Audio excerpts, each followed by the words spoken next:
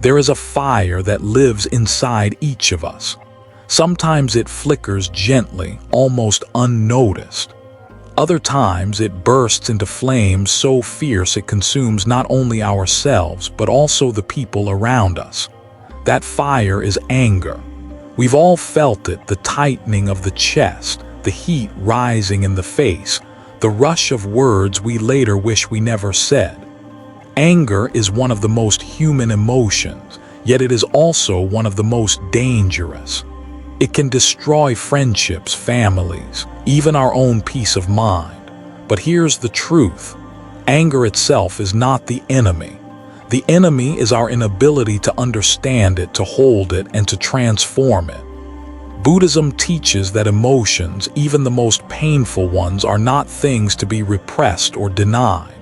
Instead, they are teachers, messengers pointing us back to what is hidden deep inside. Anger is like a crying child within us, asking for attention, asking for care. When we refuse to listen, that child screams louder. But when we pause, when we breathe, when we look directly at it without fear, something changes. That very energy of anger can be turned into clarity, into strength, into compassion. Think of a lotus flower. It blooms in the mud, not in clean water. Without the mud, there would be no lotus. In the same way, without our anger, we could never learn patience. Without our suffering, we could never understand compassion. What feels like poison, when understood deeply, becomes medicine. So this journey is not about trying to erase anger from our lives. It's about walking hand in hand with it, learning from it, and letting it lead us back to the calm and clarity that is already within. Imagine if every moment of rage could instead be a moment of awakening, an opportunity to see ourselves more clearly, to grow, and to love more deeply. As we begin this exploration, I invite you to see your anger not as a curse, but as a hidden doorway. Behind that doorway lies healing. Behind that doorway lies wisdom. And if you dare to walk through it, you may discover that the very thing you once feared most could become your greatest teacher. If anger is a fire, then we must ask, what is the fuel that keeps it burning? Why does it arise so quickly, sometimes even before we realize it? To truly heal, we cannot only look at the flames, we must trace them back to their roots. Buddhist wisdom teaches us that anger is rarely born in the present moment. What you see as a sudden outburst is often the tip of an iceberg, built up from old wounds, hidden fears, and unmet expectations. Perhaps someone speaks a careless word and it feels like an arrow. But the pain isn't just from that word. It's connected to years of feeling unheard, disrespected, or unloved. Anger is the mask that pain wears when it doesn't know how else to show itself. Think about it this way. When a child cries, the tears are not the real problem. The tears are a signal. Maybe the child is hungry, maybe they feel abandoned, maybe they are simply tired. If you only scold the child for crying, you miss the real cause. In the same way, when we only try to suppress anger or push it away, we never reach the hunger of the heart that is hiding beneath it. Many times, the root of anger is desire, the desire for things to be different than they are. We want people to behave a certain way, we want life to bend to our plans, and when it doesn't, frustration rises. Other times, the root is fear. Fear of losing control, fear of being hurt, fear of not being enough. And sometimes anger grows from ignorance, our inability to see the whole picture, to understand the suffering of others or even our own. When you look at your anger this way, it changes. Instead of an enemy to fight, it becomes a clue, a doorway to deeper understanding. You begin to see that anger is not random. It has a story, and if you listen, it will tell you what part of you is still longing to be healed. Imagine standing in a garden. If weeds keep appearing, you can cut them down again and again, but they will return. The only way to truly free the garden is to dig into the soil, to pull the roots out gently, carefully. In the same way, each time we trace anger back to its origin, we are not just silencing it for a moment. We are dissolving the roots that feed it. And here is the most liberating part. When we see the roots clearly, compassion begins to rise. We realize that every angry person is also a hurting person. Even within ourselves, our anger is simply a younger version of us, crying out for care. With this understanding, the fire of anger begins to cool, not because we forced it, but because we finally understood what it was really asking for. When anger rises, it often feels like someone else has lit the fire. They insulted me, they disrespected me, they hurt me. But if we look more deeply, we find that the real spark often comes from within, from the fragile walls of our own ego. The ego is that part of us that clings tightly to the idea of me and mine. It wants recognition, protection, validation. And when those desires are threatened, anger rushes in like a bodyguard. Someone questions your opinion and suddenly you feel small. Someone ignores you and you feel invisible. Someone outshines you and you feel less worthy. The ego whispers, "This is an attack, defend yourself." And anger obeys. Think about the last time you lost your temper. Was it truly because of what happened in that moment, or was it because your sense of self felt bruised? A driver cut you off in traffic. Why so much rage? Because the ego said, "They disrespected me. They treated me as if I don't matter." But the truth is, they may not have even seen you. The fire burns not because of the act itself, but because of how the ego interprets it. Buddhism invites us to use these moments as mirrors.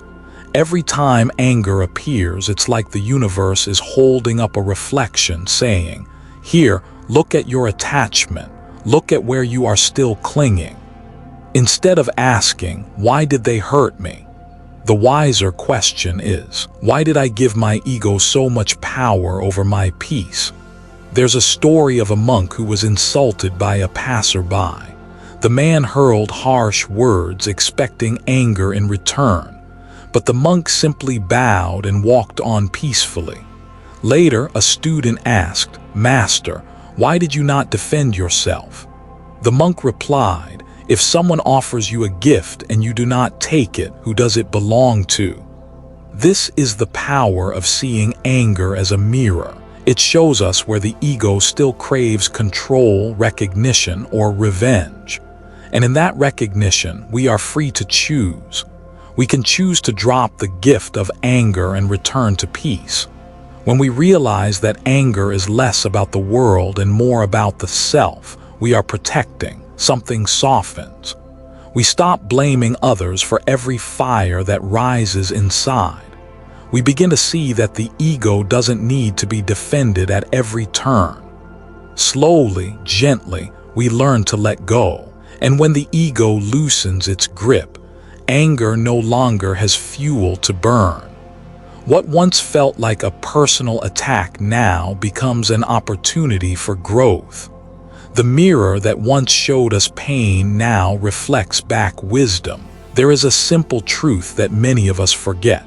As long as we are breathing, peace is always within reach. No matter how chaotic life becomes, no matter how heavy the storm of anger feels, the breath is an anchor that never abandons us. When anger rises, it hijacks the mind. The heart races, the body tenses, thoughts spiral out of control.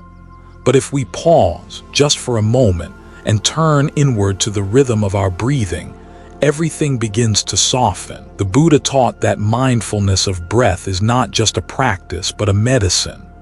A medicine that cools the fire before it consumes us. Try this. The next time you feel anger rising, don't rush to speak, don't rush to act. Close your eyes even for just a second. Inhale slowly, deeply, as if you are drinking in calmness itself. Hold that breath gently. Then exhale, letting the heat of your anger flow out like smoke leaving a flame. One breath, then another, and another. With each cycle, the storm begins to lose its power. Mindfulness doesn't mean suppressing anger or pretending it isn't there. It means recognizing it, seeing it clearly without judgment, and allowing the breath to cradle it until it settles. Like muddy water that becomes clear when left undisturbed, the mind too regains clarity when we breathe with awareness. There is a story told of a young monk who once struggled with explosive temper. His master instructed him, "Whenever anger grips you, before you say or do anything, take 3 mindful breaths." At first, the monk doubted such a small act could make any difference. But as he practiced, he noticed that by the time the 3rd breath was complete, his mind was no longer enslaved by anger. He still felt the heat, but it no longer controlled his hands or his words. Over time, those 3 breaths became his shield, his sanctuary, and you can try the same. Imagine you are in the middle of a heated argument. Instead of hurling back words you will regret, place your awareness on the breath. Your opponent may see only silence, but within you a quiet transformation is unfolding. You are choosing not to let anger command your tongue. You are choosing freedom. What's most beautiful is that this practice doesn't just calm the mind, it also changes the heart. As you breathe, compassion naturally returns. You begin to see that the person in front of you is also suffering, also caught in their own storm. And in that moment, anger is replaced by understanding. Mindfulness and breath are the doorway back to ourselves. They are reminders that peace is not something we need to chase outside. It is already here, waiting patiently inside. Every inhale is a chance to begin again. Every exhale is a chance to let go. So, the next time anger threatens to control you, remember, the power to calm the storm is no further than your very next breath. Once the fire of anger has cooled through breath and mindfulness, what remains is the delicate work of rebuilding connection. Because anger doesn't only burn within us, it also scorches the bonds we share with others. And this is where Buddhism offers a profound practice: deep listening and loving speech. Deep listening is not ordinary listening. Most of us listen just to reply, to defend, or to argue. But deep listening means putting aside the armor of the ego and opening our hearts completely to the other person's suffering. It's listening with the intention to understand, not to win. Imagine sitting with a friend who has been hurt by your words. Their voice trembles with pain, and every part of you wants to interrupt, to explain, to justify. But instead, you breathe, you stay present, and you listen. You listen as though every word they speak is a key unlocking their pain. You don't rush, you don't fix. You simply hold space for them. This alone is healing, because often what people need most is not a solution, it's to be truly heard. The Buddha taught that when we listen deeply, we water the seeds of compassion within ourselves. Even if the other person's words are harsh, we can hear the suffering behind them. Anger, after all, is only the mask that pain wears. When we see the pain, our own anger dissolves, replaced by a gentle wish to ease their burden. And then comes loving speech. Loving speech doesn't mean avoiding the truth, nor does it mean sugarcoating reality. It means choosing words that heal rather than wound, words that build bridges instead of walls. Imagine telling someone, "I may not agree with everything you said, but I understand you are hurting and I want to be here for you." These words don't inflame, they soothe. They open the door to reconciliation, There is a Zen story of two monks who once quarreled bitterly. Days later, one approached the other and simply said, "Brother, I know you suffer. I may have contributed to that suffering, and if so, I am sorry. I want us to walk in peace again." Just a few sentences, yet they dissolved the wall between them. That is the power of loving speech. We live in a world overflowing with noise and sharp words. Social media arguments, family conflicts, workplace tensions, all of them fueled by the inability to truly listen and the habit of careless speech. But if you choose to practice deep listening and loving words, you will notice something remarkable. People soften around you. Hearts open, trust grows. It begins with silence, listening without interruption. It continues with intention, speaking with kindness. And it ends with healing, transforming relationships that once seemed broken beyond repair. Remember this, every word can be a weapon or it can be medicine. With deep listening and loving speech, we choose to be healers. We choose to plant peace where anger once grew. There comes a moment in life when anger has burned us for so long, forgiveness feels almost impossible. The wound may run deep. Words were spoken that cannot be taken back. Actions were done that left scars, visible or invisible. And yet, if we do not learn how to forgive, we carry those wounds like stones in our heart, heavy and suffocating. Forgiveness, in the Buddhist sense, is not about saying what happened was okay. It is not about pretending the pain did not cut us. Forgiveness is a path of liberation, liberation from the prison we build for ourselves when we cling to resentment. Think about it. Anger feeds on itself. Every time we replay the memory of betrayal, every time we remind ourselves how unfair it was, the fire inside grows. But who suffers the most? Not the one who hurt us. Most of the time they move on. It is us. We remain bound to the past, shackled to a moment we cannot change. The Buddha often said that holding onto anger is like grasping a hot coal with the intention of throwing it at someone else. You are the one who gets burned. Forgiveness is when you finally drop that burning coal. It does not mean you welcome harm again. It does not mean you forget. It simply means you are tired of burning yourself alive. Imagine standing at the edge of a river, holding a boulder on your back. You've carried it for years. It weighs you down, slows your steps, makes each breath heavier. Forgiveness is the moment you let it fall into the river and watch it sink. You feel lighter, freer, unchained.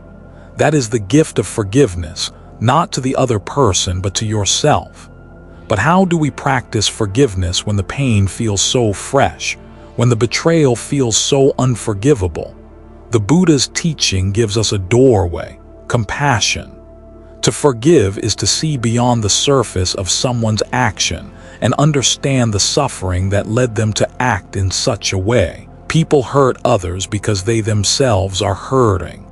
Their cruelty is a mirror of their own inner torment.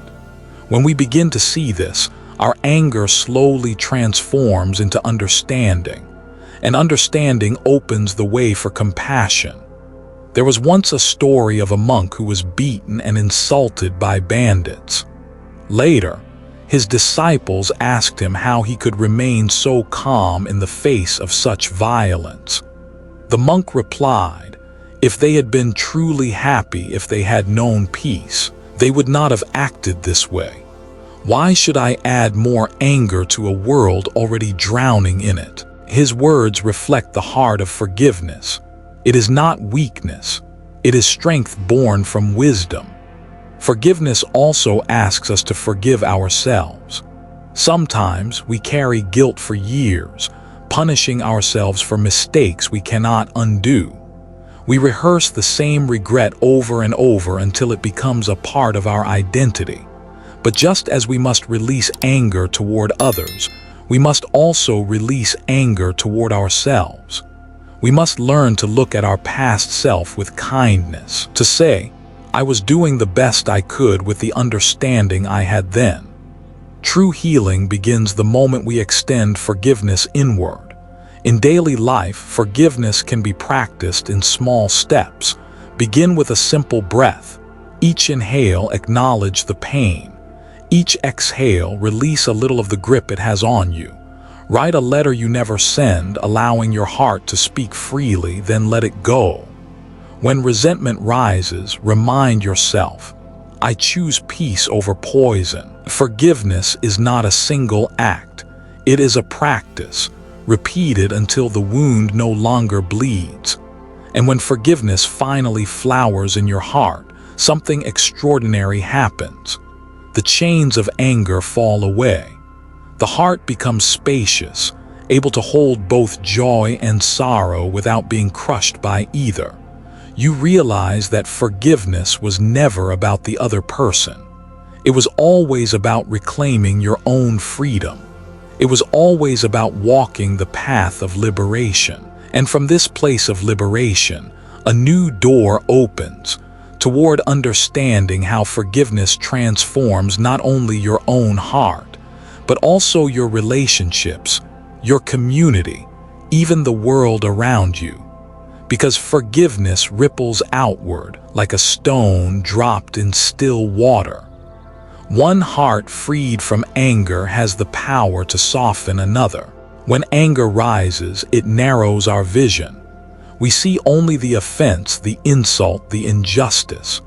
Our world shrinks until there is no room for anything else but the flame that consumes us. But compassion, true compassion, works like cool rain falling on a raging fire. It softens, it opens, it transforms. Compassion is not a passive emotion. It is an active force, a deep recognition that every being, no matter how flawed or cruel they may appear, is carrying unseen burdens of suffering. The Buddha taught that compassion is the very heart of liberation. To cultivate compassion is to train the mind to see beneath the surface of another's actions. A person who lashes out is often drowning in fear. A person who insults may be starving for validation. When we learn to look with the eyes of compassion, anger loses its fuel. Instead of striking back, we begin to ask, what pain is this person carrying that made them act this way? Think of compassion as a light in a dark room. When anger enters, the room feels suffocating, closed off. But compassion flips on the light, and suddenly we see the fuller picture. The one who hurt us is no longer a villain, but a human being stumbling in their own darkness. And just like us, they too long for happiness, for safety, for peace. Recognizing this doesn't excuse harmful behavior, but it prevents us from letting anger poison our own heart. There is a story often told of the Buddha encountering a man who hurled insults at him. The man raged, calling him names, trying to provoke a reaction. The Buddha remained calm and simply asked, "If someone offers you a gift and you refuse to take it, to whom does the gift belong?" The man was stunned. The Buddha then said, "In the same way, I do not accept your anger. It remains with you." That is the power of compassion. It allows us to see anger for what it is, an offering of suffering we do not have to accept. But compassion must also extend inward. Sometimes we are harshest with ourselves. We replay mistakes, condemn our failures, and whip ourselves with guilt. Compassion whispers, "You are human, you are learning, you are worthy of kindness." By turning compassion inward, we refill the well of patience and understanding that we can then extend outward to others. How do we cultivate this compassion in daily life? Start with the breath. Each inhale, imagine breathing in understanding. Each exhale, send out kindness to yourself, to someone you love, even to someone who hurt you. This practice is called metta bhavana, or loving kindness meditation. You silently repeat phrases like, "May I be happy," "May I be safe," "May I live with ease," then expand, "May you be happy," "May you be safe," "May you live with ease." Over time, the edges of anger begin to soften, replaced by a warmth that feels both gentle and strong. Compassion also asks us to listen, to really listen. When someone speaks from a place of anger, instead of planning our defense, we pause and hear the suffering hidden in their words. Often, behind the anger is a cry, "See me, understand me, do not abandon me." Listening with compassion gives others the space to release their pain without feeding our own anger. Compassion is not weakness. It does not mean letting others walk over us or ignoring injustice. Rather, it gives us the strength to respond without hatred, to take wise action without being consumed by rage. Compassion turns enemies into teachers, conflicts into opportunities, wounds into gateways for healing. When compassion replaces anger, something profound shifts inside us. We no longer see the world as divided into us and them. We see a shared human journey where each person carries both light and shadow. And in that shared journey, compassion becomes the bridge that connects us all. As this bridge strengthens, it leads us to the next step, discovering how mindfulness in action can transform not only moments of anger, but the very fabric of our daily life. It is one thing to practice mindfulness on the cushion, in the quiet of meditation, with the sound of our breath guiding us home. But life is rarely quiet. It is loud, messy, unpredictable. People cut us off in traffic. Deadlines pile up. Loved ones say things that sting. If mindfulness lives only in our meditation, then the moment we step outside, anger has already won. The true art of practice is learning to bring mindfulness into the heart of our daily living. Mindfulness is not about escaping life. It is about walking directly into life, awake, steady, aware. It is the ability to pause before reacting, to breathe before speaking, to notice what is rising inside us instead of being carried away by it. Imagine carrying a lamp into a dark room. Suddenly, you see where you are stepping, what obstacles lie in your path. That lamp is mindfulness. It doesn't remove the obstacles, but it ensures you no longer stumble blindly into them. Take something as simple as eating. So often we rush through meals, distracted by phones or worries, barely tasting what's in our mouth. But mindful eating transforms a simple meal into a meditation. We notice the colors, the textures, the aroma. We chew slowly, aware of the miracle in each grain of rice, each piece of fruit.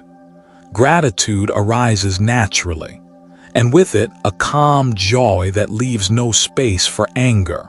Or consider walking. Most of us walk with our bodies rushing ahead of our minds, tangled in plans and regrets. But mindful walking is different. With each step, you anchor yourself in the present. I am here.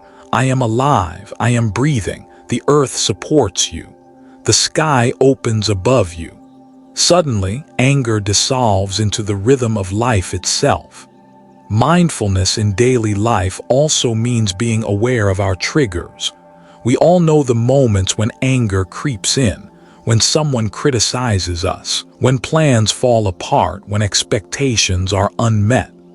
By practicing mindfulness, we begin to notice the first sparks of irritation, the tightening of the chest, the heat in the face, the restless thoughts.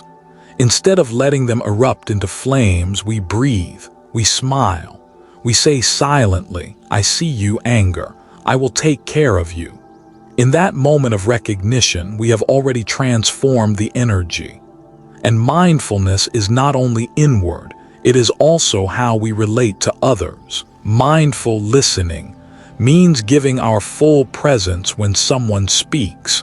instead of preparing our reply. Mindful speech means choosing words that heal instead of harm, words that are gentle even when the truth is firm.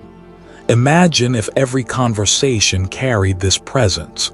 How many conflicts would dissolve before they even began? Of course, mindfulness in daily life takes practice. We forget, we slip, we react. But the beauty of mindfulness is that every breath is a chance to begin again. You can be lost in thought for hours, and yet the moment you notice, you are back. Mindfulness is not about never falling. It is about returning again and again with kindness and patience. As we weave mindfulness into the fabric of daily life, something remarkable happens. We begin to live less like victims of our emotions and more like artists shaping them. Anger no longer controls us. It becomes raw energy we can transform into patience, understanding, even love. And from this foundation, we open ourselves to an even deeper truth. The realization that life itself is fleeting, and each moment is too precious to waste in anger. This realization leads us toward the gentle wisdom of impermanence, and how it changes the way we hold our experiences. Every time anger surges, it feels so solid, like a storm that will never pass. The fire burns, the heart races, and we believe this moment of fury defines us. Yet if we pause and look deeply, we see the truth. Nothing, not even our anger, lasts forever. This is the teaching of impermanence. Impermanence means everything is in constant motion. The breath you are taking right now will soon be gone. The thought that agitates you now will dissolve into silence. The body you live in today is not the same as the one you had yesterday, and it will not be the same tomorrow. Like waves rising and falling on the ocean, every feeling, including anger, appears, swells, and eventually fades. Think back to your angriest moment. At the time, it felt unbearable. But where is it now? It has passed like smoke disappearing into the air. To remember this truth in the heat of anger is powerful. You realize this too will pass. The storm inside me is temporary. The more deeply we understand impermanence, the less tightly we grip our emotions. We learn to let them move through us instead of becoming trapped inside them. But Buddhism takes us even deeper into the insight of non-self or anatta. We often say, "I am angry." But who is this I? Is anger truly who we are? When we look closely, we see that what we call the self is actually a collection of changing elements, thoughts, emotions, sensations, memories, all in flux. Anger arises when certain conditions come together. Remove the conditions and anger dissolves. So is anger truly me, or is it just a visitor passing through the house of my mind? This realization shifts everything. Instead of saying, "I am angry," we can say, "Anger is present." That small change creates space. We are no longer chained to the emotion. We are simply aware of it. We watch it arise, peak, and fade, just as clouds drift across the sky. The sky is never harmed by the passing storm, and in the same way, our true nature is never destroyed by the temporary fires of anger. Impermanence and non-self are not abstract philosophies. They are medicines for daily life. When we understand impermanence, we don't waste our days clinging to resentment, because we know both we and the people we are angry at are constantly changing, moving toward old age, sickness, and death. Is it worth holding anger towards someone who, like us, will one day vanish? And when we understand non-self, we stop identifying so strongly with our anger. We see it as energy that can be observed, cared for, and transformed rather than a permanent identity. This awareness gives us freedom. Anger may knock at the door, but it no longer takes control of the house. There is a story told in Zen of a monk who, when insulted, simply bowed and smiled.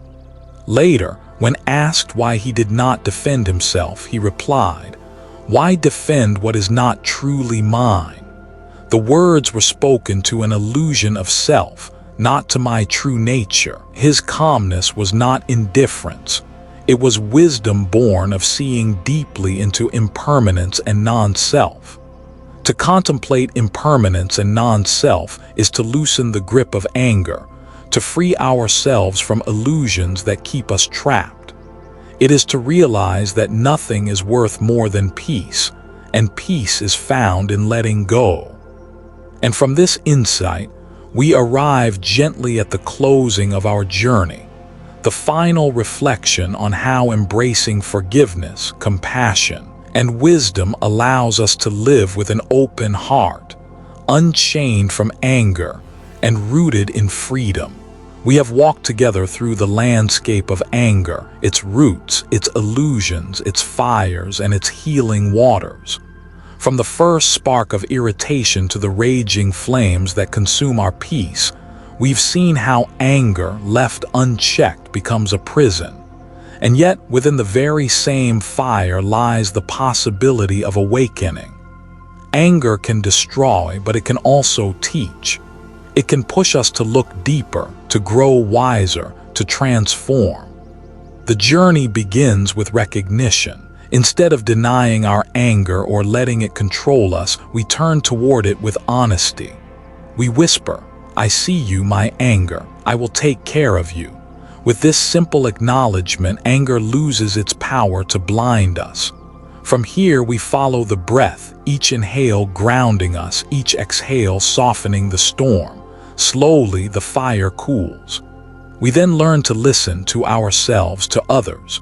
We practice speaking words that heal rather than wound.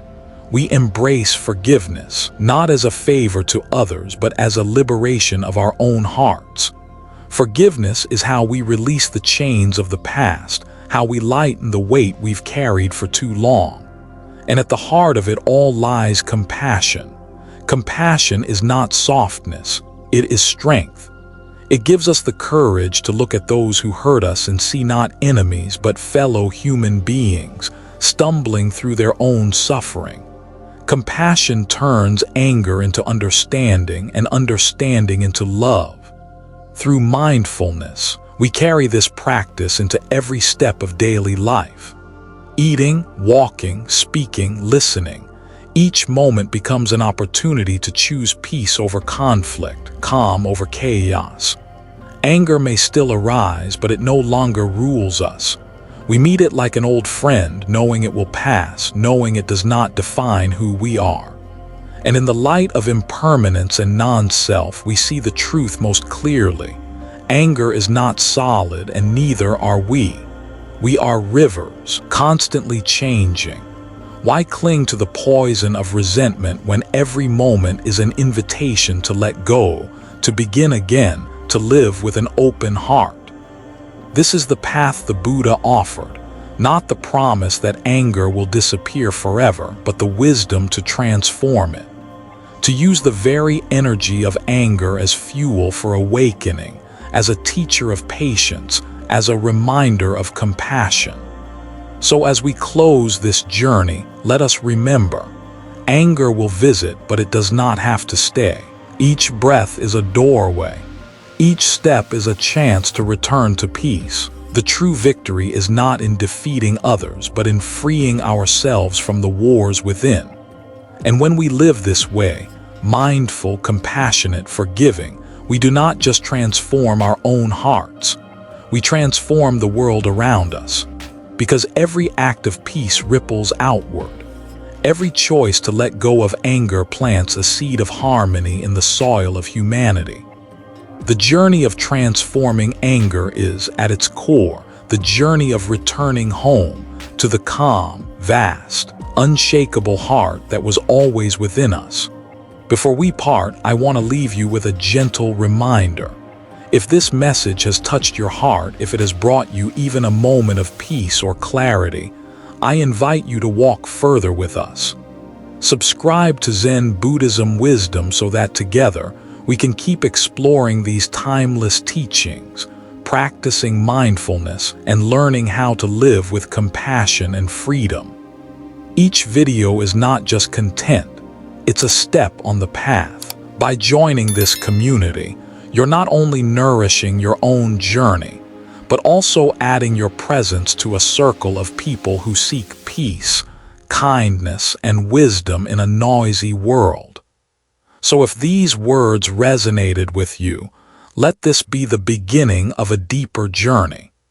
May you stay mindful, may you stay compassionate, and may the wisdom of the Buddha continue to light your way.